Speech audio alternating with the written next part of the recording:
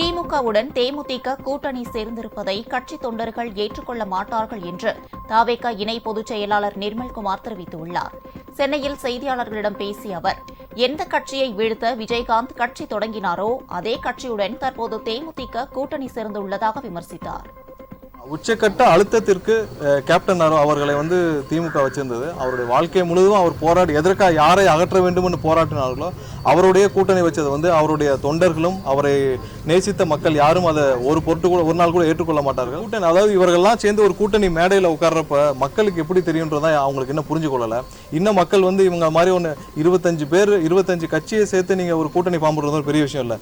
25 பேர் இருந்தாலும் மக்கள் உங்களை ஒரு பொருட்டால் நம்பணும்ன்றதான். உங்க இந்த மாதிரியான ஒரு தலைவர்கள் எல்லாம் சேர்ந்து ஒரு மேடையில் இருந்தாலும் கண்டிப்பாக 1% கூட உங்களை மக்கள் நம்ப மாட்டார்கள்.